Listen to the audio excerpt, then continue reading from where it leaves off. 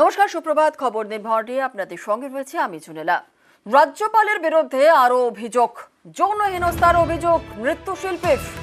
গত বছর দিল্লিতে যৌন হেনস্থার অভিযোগ, প্রাথমিক অনুসন্ধান রিপোর্ট জমা লালবাজারে। নবান্নের রিপোর্ট জমা দিল Lalbazar.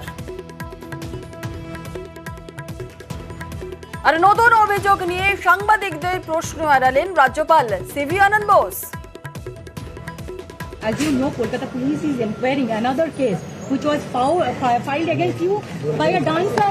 Kolkata police has submitted a report to Home Department. What is your take, sir? What is your comment? এবার রাজ্যপালের বিরুদ্ধে পথে তৃণমূল। 17ই মে রাজভবন অভিযানের ডাক তৃণমূলের। বোসের পদত্যাগের দাবিতে রাজভবন অভিযান। রাজভবন অভিযানের ডাক তৃণমূল শিক্ষা সেলের।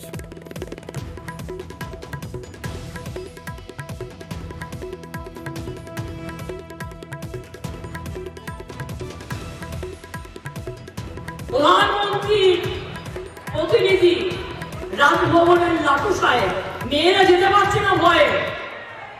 আমি তো কনস্টিটিউশনাল ক্রাইসিসে পড়ে যাচ্ছি, কারণ আমার প্রয়োজন থাকলেও অন্য জায়গায় কথা বলতে হবে, কিন্তু রাজভবনে ঢুকতে পারছি না, কারণ ভয় পাচ্ছি এই রাজ্যপালের যেসব কীর্তি কেলেঙ্কারি বেরিয়েছে তার জন্য।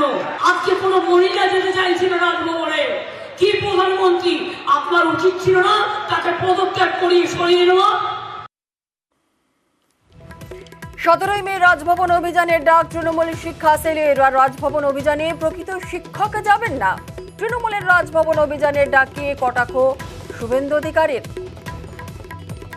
রাজ্যপাল মহোদয় কম্পিটেড এনাফ। তৃণমূলের মতো ছিন্নমূল দলকে কম্পিটেড করার জন্য গভর্নর এবং রাজভবন এনাফ। এটা নিয়ে আমাদের নাক গলানো দরকার। কোনো শিক্ষক, প্রকৃত শিক্ষক যাবে না। কিছু জালিমাল যেতে পারে, কোনো প্রকৃত শিক্ষক যাবে না।